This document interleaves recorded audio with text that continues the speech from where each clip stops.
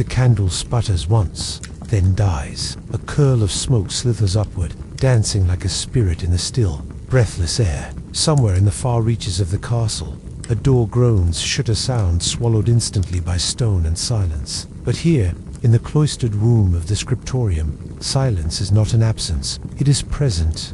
A velvet hush, heavy and holy. A silence not of peace, but of judgment. The scratch of quill against vellum slices through the quiet like a whisper through prayer.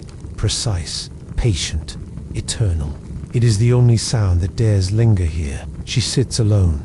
Her robe is plain, but its folds fall with the weight of ritual. Dust clings to the hem. Ink stains bloom across her fingertips, small bruises of authority. Her posture is straight, her brow creased, not with worry, but with the concentration of someone who understands too well the cost of error. She does not flinch when the wind moans across the high, narrow window, rattling the leaded glass like the breath of ghosts. She has heard worse. This room is her sanctum, her battlefield, her confession booth, her throne. The world outside bends to crown and blade. But this woman, she shaped kingdoms with silence. She is the king's memory, his ledger, his confessor, not in title but in truth. Her name, unspoken in the great hall, is known in the corridors of whisper. Servants step lightly past her chamber. Nobles lower their voices when her door is near, not out of fear, but reverence, or perhaps both, because she remembers, not merely facts,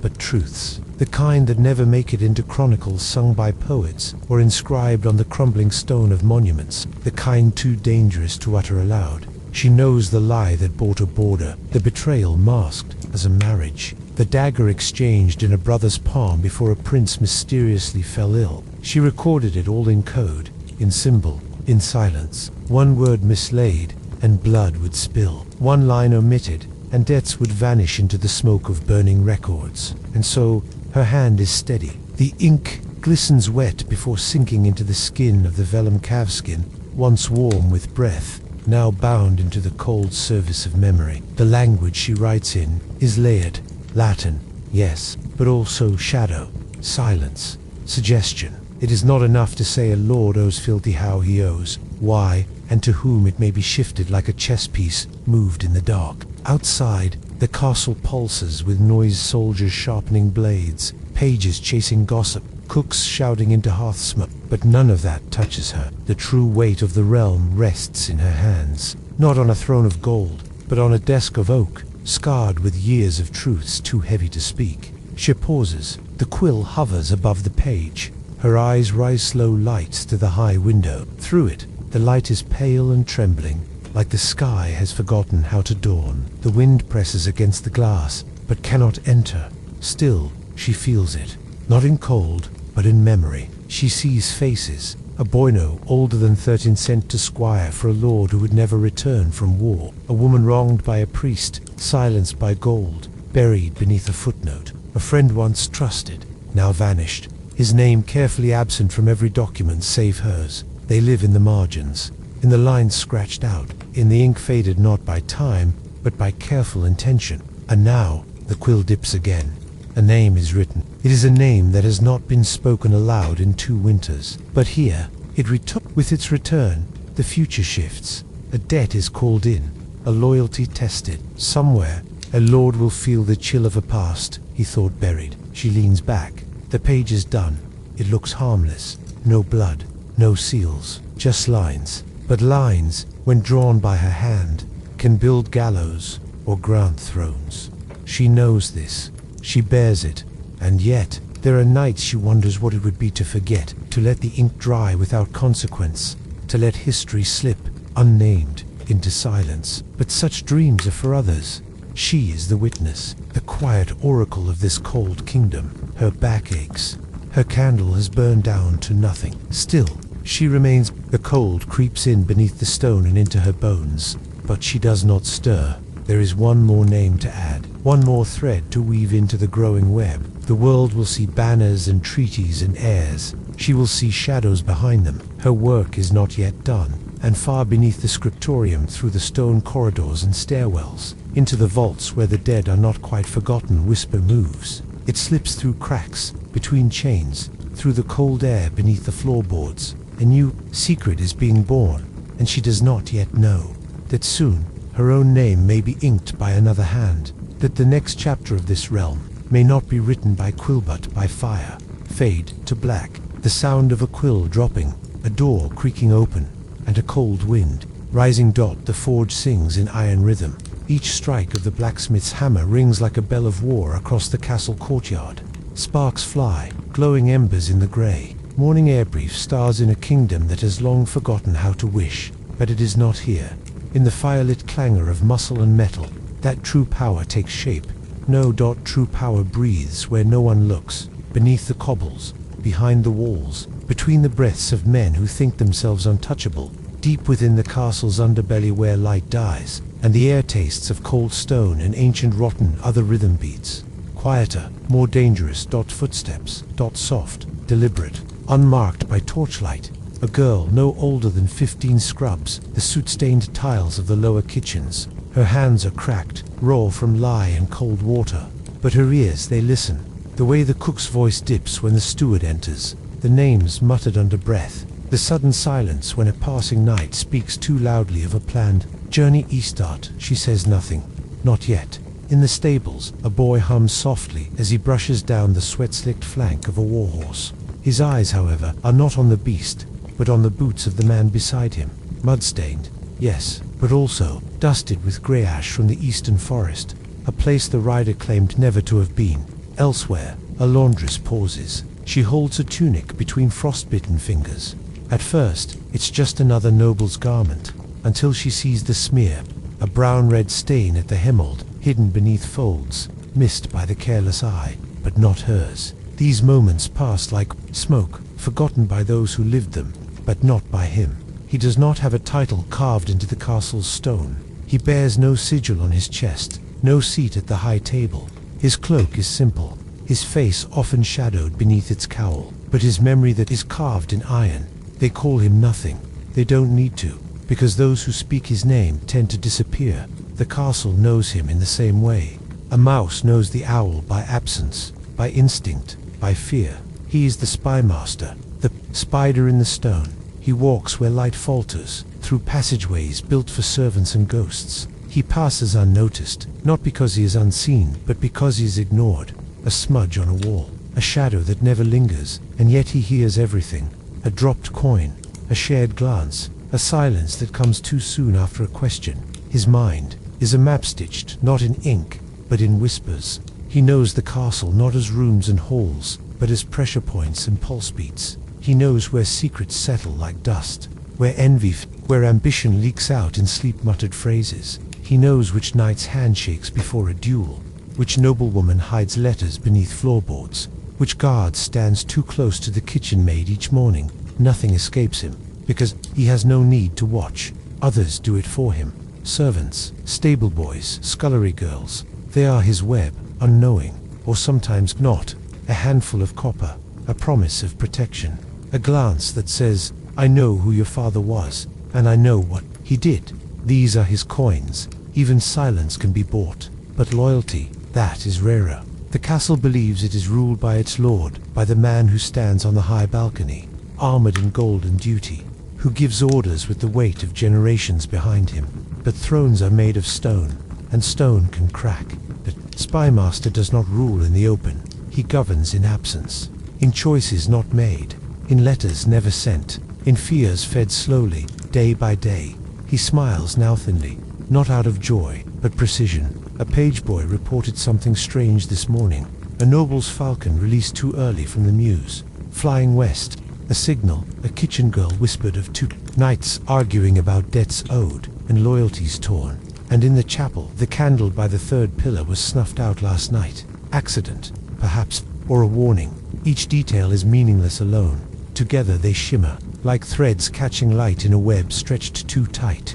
He leans against the cold wall of the armory's lower level, where mold grows thick between the stones. From here, he hears the distant echo of the forge still pounding, still deafening. The world above believes that steel holds the kingdom together, but he knows better. Steel rusts. Secrets last. The wind slips through a broken arrow slit, curling like a finger through his hood. It carries the scent of wood smoke, and something else. Fear dot, fear dot, not loud, not yet, but close. He turns, steps back into the passage, and vanishes. There is still work to do, because somewhere, behind a shuttered window or beneath a priest's robe, a new betrayal is being born, and soon it will fall to him to decide who must disappear, who must be spared, and who must be watched. The castle stands tall, but within it is hollow with secrets, and tonight something is shifting in the walls, in the hearts. In the silence, fade to black. A gust of wind extinguishes a single torch. Footsteps echo once, then nothing. A flame shudders, not from breath, nor from breeze, but from the weight of something deeper. It is a tallow candle short, stunted, clinging to life in the suffocating dark of the dungeon's belly. Its light quivers across the stone, casting shapes that don't move, and faces that don't exist. The walls are slick, not with water but memory. Here, in the castle's lowest depth, where even rats hesitate and even time forgets, the air does not move. It hangs stale, thick with iron and old blood. You can taste it if you breathe too deep. You can feel it settle on your tongue like rust. And beneath it all, silence, not the peaceful hush of nightfall or prayer, but the after-silence, the kind that follows screaming, the kind that remembers. No torch dares blaze in this place. No sunlight has ever kissed its stone. This is not a place of punishment. It is not even a place of death. It is a place of truth, and seated alone in its center is the man who commands it, gaunt, pale, still as a corpse that chose not to rot. The Confessor. His robe is threadbare, his fingers long, elegant, and stained, not with ink, not with blood, but with something worse. The residue of souls unraveled, secrets extracted, dignity devoured. He is no priest of salvation. He is a priest of control. His parishioners are the broken. His gospel is leverage, and his sermons, they are whispered in the dark, between the sobs of men who thought they could lie. He walks between cells with quiet grace, his feet never rushing, his breath never quickening. The ring of rusted keys at his belt sings as he moves a lullaby for the damned. In the corner, a prisoner shivers, not from cold but from recognition. The Confessor kneels, not out of mercy, but proximity. His voice is soft, so soft, as though he mourns what he is about to do, as though he cares, and that is the worst part, because they believe him. For a moment, just long enough to crack. The condemned believes. The Confessor understands that he will listen, that confession will cleanse, that truth will save. But here, truth is the weapon. And he wields it with terrifying precision. He knows who stole the grain meant for the winter store, who kissed the wrong lips beneath the chapel's shadow, who uttered a name the church forbade when they thought the night would keep it hidden. He does not extract these truths to punish. He extracts them to own. Each truth a coin, each secret a string. And when enough strings are gathered, he does not cut them. He pulls. One lord shamed into silence. One knight blackmailed into betrayal. One maid made a spy, just to keep her brother's hands from the rack. And the lord of the castle. He sees justice rendered, names revealed, threats extinguished. He never asks how. He doesn't want to know. And the Confessor never tells, because his power does not beg attention. It thrives in invisibility. He does not care for the throne. He builds the ground it stands on, and he knows where it can be made to crack. The candle flickers again. He lifts his head, eyes hollow with the weight of 1,000 whispered sins. He does not cry. He does not smile. He does not sleep. He merely listens. The silence is everything. It is obedience. It is dominance. It is the memory of pain. And in that silence, a sov rises. One sov, desperate small. Human. It echoes. One sten is swallowed whole. No footsteps follow. No scream rises. Just the Confessor, pressing his hand gently to the iron bars, whispering a single word no one else will ever hear. He stands. The work is done. Asterisk. Another truth. Another lever. Another thread pulled from the fragile fabric of the human heart. And the castle above, so sure of its stone strength, does not feel the tremble beneath it, does not know the darkness rising in the spaces between breath and scream. He walks away. The keys jingle once, then go still. The candle dies. And with it, the illusion of mercy fade to black. The low sound of dripping water, the faintest intake of breath, and then the silence again. Waiting. The fire crackles high tonight. Logs split and hiss in the massive hearth, as if protesting the warmth they're forced to give. Above, the banners of a dozen noble houses sway gently in the draught that breathes through the great hall colors of glory. Betrayal, bloodlines both sacred and stained. The scent of roasting meat fills every corner. Spiced boar, dripping fat, fills the air with its greedy perfume. Goblets clink, laughter bellows, plates scrape. The illusion is complete. A castle at peace, a realm at ease. But listen closely. Beneath the merriment, the music lies. Not the lute's mournful tune, nor the harp's gentle weeping. Know the music of power. Measured glances, half smiles, pauses too long. Words chosen like blades drawn just shy of the skin. And at the center of it all, floating through the crowd like smoke made flesh, is the seneschal. He wears no armor. He commands no troops. His tunic is fine, but not loud. His manner is polite, even warm. But those who know, watch their words when he is near, because he listens, and he remembers. He knows which baron's son sips too heavily from the same lady's cup. He notices which knight's laughter stops just short when his rival speaks.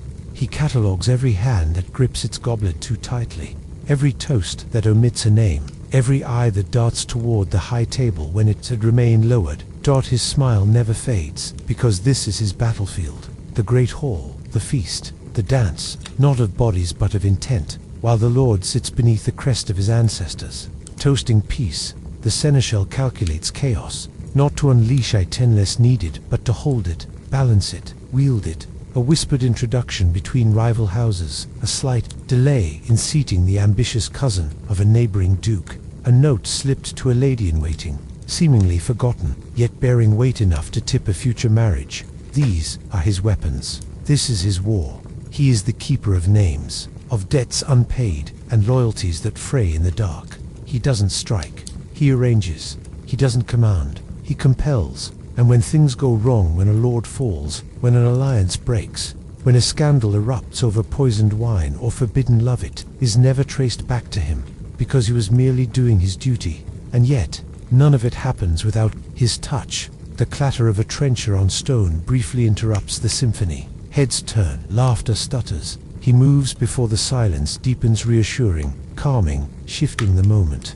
The court resumes its rhythm, but he remembers who dropped it, who smirked, who seized the moment to whisper something behind a goblet. Nothing escapes him. His mind is a ledger no fire can erase, a map of favors and faults, of unspoken wounds and festering ambition.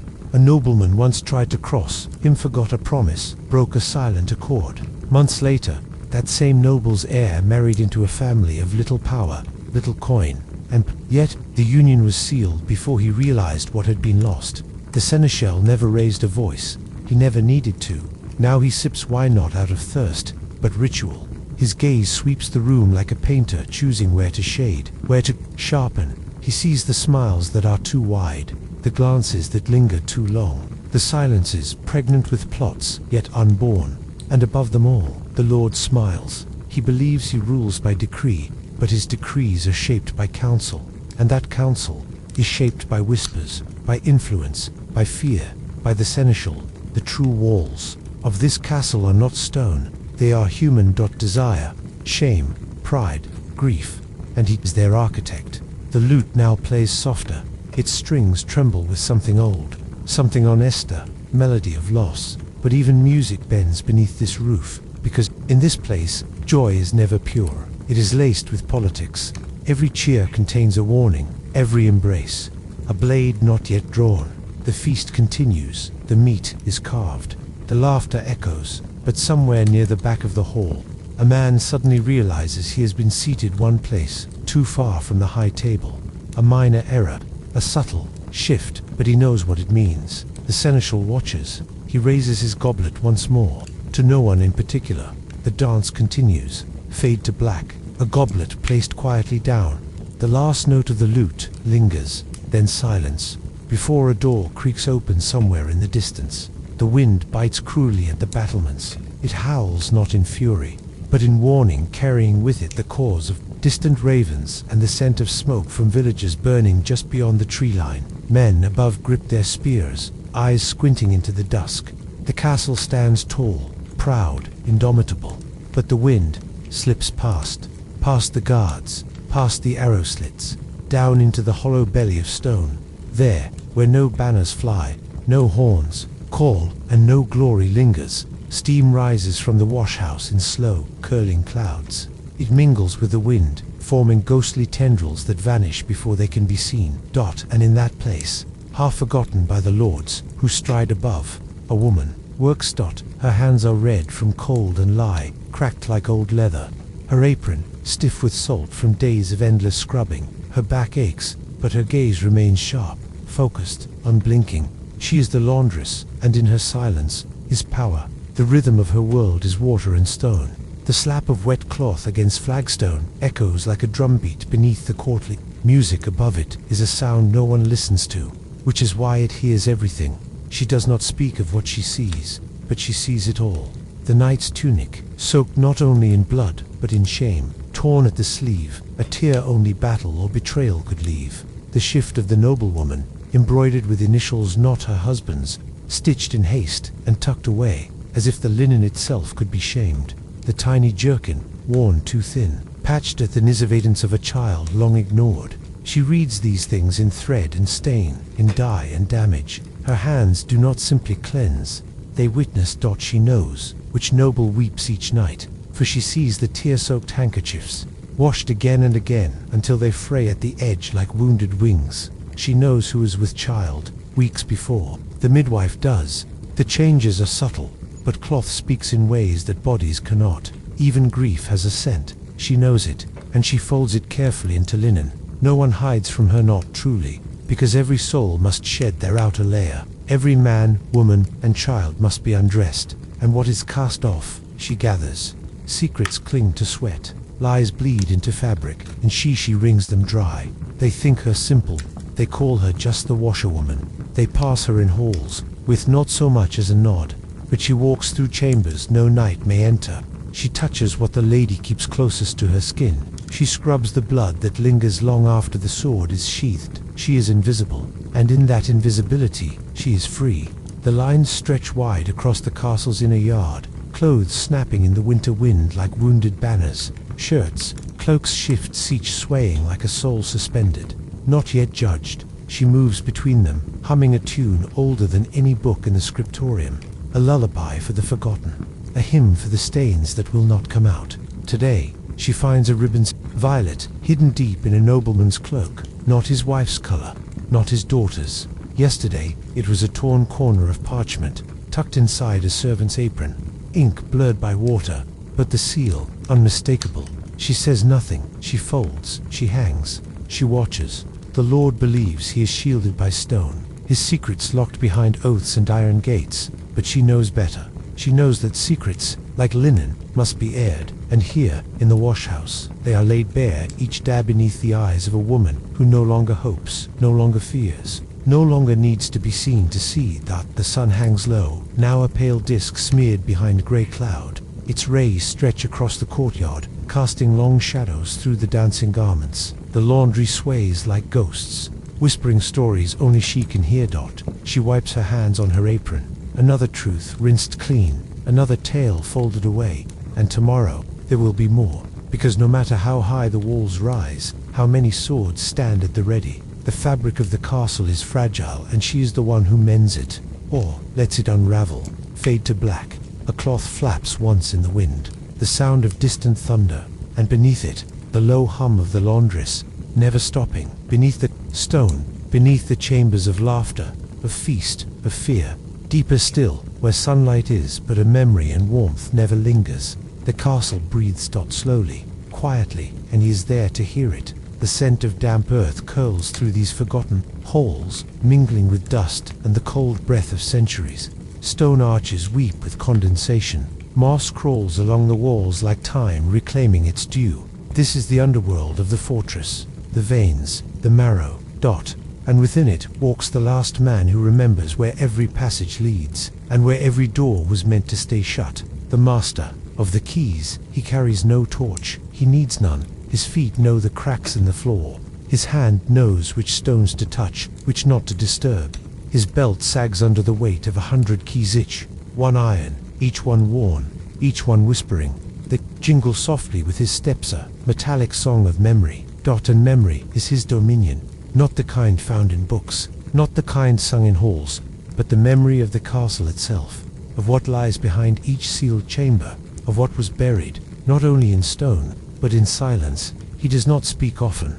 He does not need to dot doors, listen, locks, obey, and the castle bends to him in ways its lords never will. He has no crest, no coin, no command of armies, yet his hand holds more power than any sword could ever carve, because he can open any door, and he knows which ones should never be opened. Some keys are ceremonial, given to him by men now dust, still polished out of habit. Others are crude, rusted, jagged things, tools, made not to unlock, but to bind. Each one is a choice, a memory, a betrayal, a grave dot. He remembers them all. He remembers the screams that echoed behind the red iron gate beneath the west wing, prayers whispered through a rusted grate that led nowhere.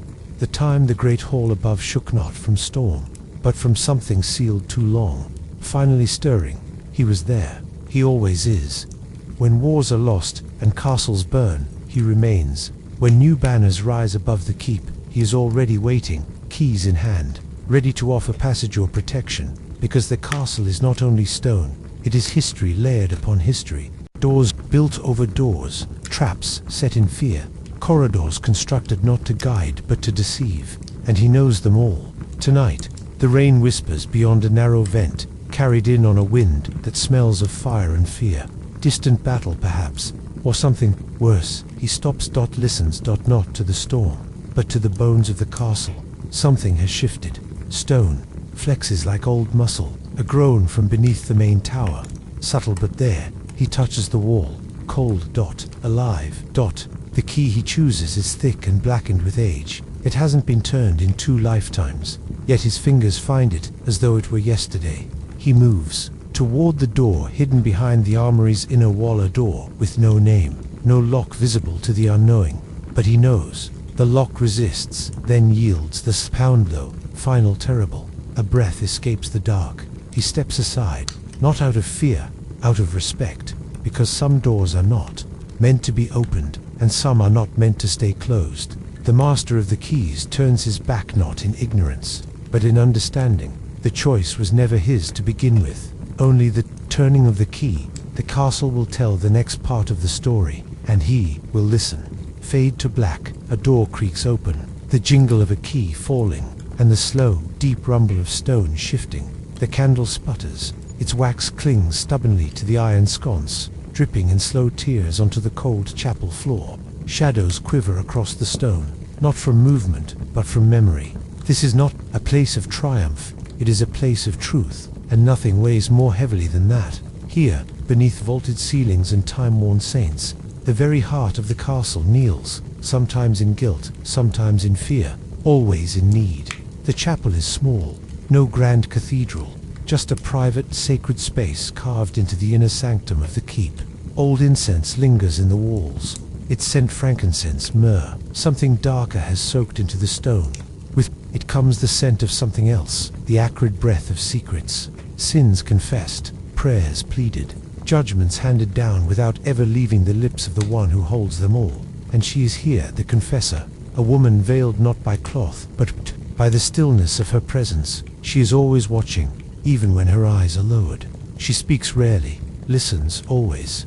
Her voice, when it comes, is like a thread of smoke, weightless, winding, yet inescapable. She was not always here. She was sent, not by the Pope, not by the King, but by quiet agreement, among those who understand that power need not be shouted to be absolute. The lord of the castle bows to her, though he would never admit it. His wife confesses sins that never reach their final sentence. The steward fears her, though she has never raised her voice. And the captain of the guard, who trusts his sword more than his prayers, lingers too long after her whispered absolutions, because they all know. She holds the ledger, not the one written in ink and coin, but the one scored into the soul. By torchlight, they come to her, drunk with wine or sleepless with guilt, cloaked in excuses or weeping openly. Some seek forgiveness, others permission. A knight who killed a child by accident on campaign, a cook who stole dried figs for her starving son, a lady of the court who poisons her barren sister's tea just once, hoping for a miscarriage, yet praying for mercy, each one a thread, and she weaves them into something larger. She does not blackmail, she does not manipulate, she simply knows, and knowledge, in this place, is command. In the early morning, when the bells ring out to mark the changing of the guard, she prays. Always alone, always kneeling, but never unaware. She knows the captain is watching her from behind the screen of the vestibule. She knows his loyalty is divided between his duty and a confession made in desperation 3 winters ago about a mistake in the stables, about a death hidden and a stable hand paid to disappear. She said nothing then, she says nothing now, but when he gives her a second glance on his way to the battlements, he nods in loyalty, in fear, in both. The Lord's youngest son comes often now. He claims to seek scripture, but his eyes are filled with unrest, conflicted devotion, and something else, ambition. She does not stop him. She reads to him from the book of Psalms, then asks gentle questions. Who do you think leads best? A man who rules by the sword, or one who rules by the soul? He always answers, the sword, but he hesitates longer each time. She smiles, just slightly, the kind of smile that belongs to someone who is not hoping for a change, but planning one. They all confess to her, eventually, even those who pretend they never would, some in words, some in silence. Even the castle itself confesses through the worn grooves of footsteps on chapel stone, through the fading paint on the statue of Saint Margaret, where desperate hands have touched her knee in prayer. Again and again, she reads it all. A confessor is not just a vessel, she is the scale, and, with one whisper, one word, she can tilt a family, collapse a dynasty, halt a war. And yet, she never leaves the chapel. Not truly. She walks its narrow hallways, through cloisters bathed in filtered light. She walks slowly, head bowed, rosary clicking with each step, but her presence reaches farther than any banner. The steward who steals grain from the Lord's granary will find the chapel door open the next morning, a candle lit inside, though no one entered, and he will return the grain before nightfall. The Lord's cousin, who dallied along with the chambermaid, will discover his cloak gone, found 2 days later, folded silently beside the altar, with a single sprig of rue placed upon it. Forgiveness, or warning, none can tell which. A shaft of colored light cuts through the chapel's small stained glass window. It paints the air in hues of gold and crimson. Dust dances in it, unbothered, free. But those who walk into this light, they never leave unchanged. The confessor waits, hands clasped, head bowed, and yet her eyes are wide open, because this is not just a place of redemption. It is the throne of quiet power. The storm begins softly, not with thunder, not with rain, but with a silence that feels wrong, like the hush before a funeral, or the stillness of the air when something sacred has just been broken. The confessor feels it first. She always does. She senses it in the way the chapel door creaks open half a second slower, in the sudden absence of the steward, who never misses his prayer hour, in the small tremor in the cook's hands as she leaves the offering bread near the altar. Something is shifting, something is coming, and like a tree that senses the weight of snow long before the first flake falls, she begins to prepare. In the Lord's hall, there are whispers of rebellion. In the stables, 2 horses are kept saddled without explanation. In the guard tower, a falcon is released, bearing a message to a neighboring baron, one who has long coveted these lands. The younger son, the one who lingered too long in the chapel, who asked too many questions about justice and inheritance, has vanished. His bed is empty, his boots are gone. And so is the key to the wine cellar, where the old war banners are kept. By midday, the Lord sends for her. The confessor enters the great hall, not as a guest, but as a reckoning. The guards part wordlessly. Even the banners seem to hush as she passes. The Lord does not kneel, but he does not sit either. He looks at her like a man searching for a sword in a dream, and finding only his own bare hands. My son, he says, is planning something. He would not speak to me, but perhaps he spoke to you. She does not answer. She looks at the fire instead, and then she says only this: all sons betray their fathers eventually, but not all fathers deserve it. The Lord flinches, not from insult, but from truth. She leaves without another word. Night falls fast. A thunderhead breaks over the hills. Lightning flashes just as a horn sounds from the eastern gate. Not a trumpet of welcome, but a warning. The Baron has arrived at so has the boy, the younger son, clad in black, rides at the head of the rival host. He does not shout, he does not wave his banner, but his eyes are locked on the keep on his home. His betrayal is not for glory, it is for correction. He believes he will rule better, more justly, more wisely, more righteously. And behind him, the soldiers believe it too. Inside the chapel, the confessor lights a single candle. The storm howls beyond the stained glass, shaking the fragile panes. Chicaned hills, not in fear, not even in prayer, but in readiness. The attack never comes. At dawn, the drawbridge lowers, and the gates open. No blood is spilled, no sword is drawn, because the confessor, in the quiet of the previous night, summoned the captain of the guard. She told him only this: your secret has lived here long enough.